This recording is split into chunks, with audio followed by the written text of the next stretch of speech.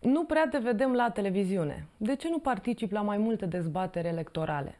Am participat la o dezbatere electorală cu actualul primar PSD, dar am vorbit mai mult cu jurnalistul, care mi-a făcut un adevărat rechizitoriu. Îmi imaginez că așa erau demascările în perioada sovietică. Bietul PSD își uita replicile regizate și jurnalistul trebuia să le recite în locul lui.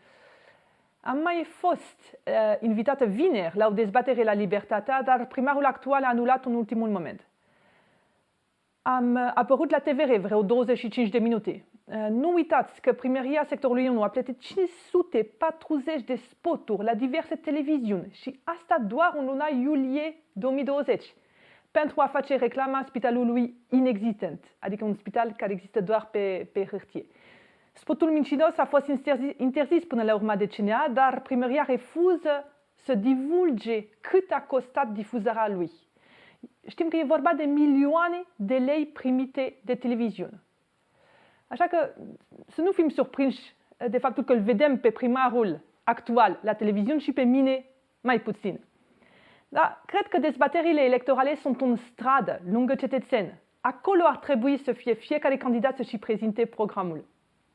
Chiar așa, îi lansez, prin intermediul dumneavoastră, primarului PSD de la sectorul 1, o invitație la o dezbatere în piața universității, la kilometrul zero al democrației românești, unde să ne asculte toți cetățenii.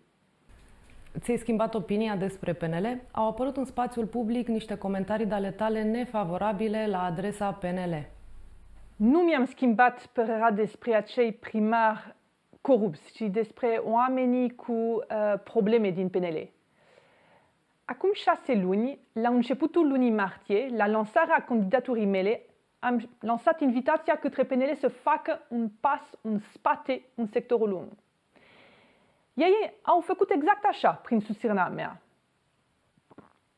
Avem candidați unici între USR Plus și PNL la toate primăriile din București. Deoarece alegerile sunt într-un singur tur, am ales candidații integri cu cele mai bune șanse de la cele două formațiuni, USR Plus și PNL. Un singur tur ce înseamnă? Înseamnă că suntem deja în turul final al alegerilor. Vrem să evităm scenariul din 2016, când voturile PNL au fost irosite, împiedicând prin asta alegerea candidaților noștri, candidaților USB. A mai apărut recent o înregistrare cu mine despre PNL, dar să știți, ea datează din 2016, adică de acum 4 ani, când ne luptăm direct cu PSD și cu PNL. Între timp, conducerea PNL s-a schimbat la nivel național, la nivel municipal și la nivelul sectorului 1. Avem acum acest parteneriat la nivelul primărilor din București și eu înțeleg să-l respect. Dacă vei fi aleasă, cum vei conlucra cu aparatul actual al primăriei? Nu este totuși o firmă privată. Voi conlucra cu oamenii din primărie și voi respecta legea. Să știți că nici în firmele private sau în multinaționale oamenii nu sunt tratați discreționar. Acestea fiind zise, am fost timp de 3 ani consilier. Cunosc bine punctele tari și punctele slabe ale aparatului din primărie.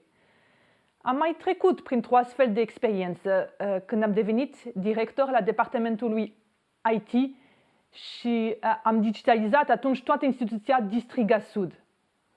Am consultat fiecare departament pentru a înțelege procedurile și mi-am dat seama foarte repede că existau unele persoane perfect incompetente aduse pe pile. Ce am făcut? Am promovat alții în mod transparent, prin concurs. Știm că la primărie va trebui să depolitizăm instituția, să facem exact ce am făcut la Distrigaz din acest punct de vedere.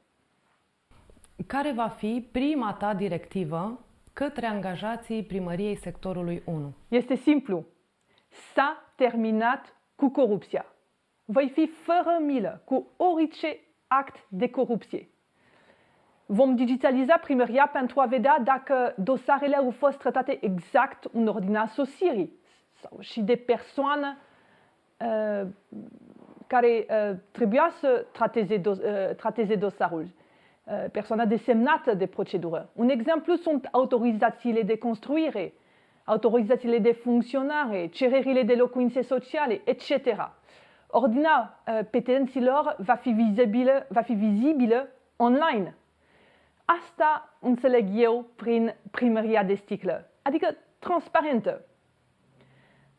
Contractele vor fi și ele vizibile. Nu vor mai exista achiziții secrete, cum sunt spotul despre care am mai vorbit, spotul Spitalului Invizibil, sau cele 46.000 de tablete achiziționate printr-o firmă top secret și la ultrapreț. Vom debirocratiza pentru a elimina ocaziile în care funcționarii au o putere discreționară și abuzivă asupra cetățenilor. Mesajul meu este unul simplu. Vom denunța și vom colabora activ cu organele de urmărire penală pentru orice act de corupție. Act de corupție sau act de favoritism sau angajări pe pile. Pe final, care este mesajul tău către alegători?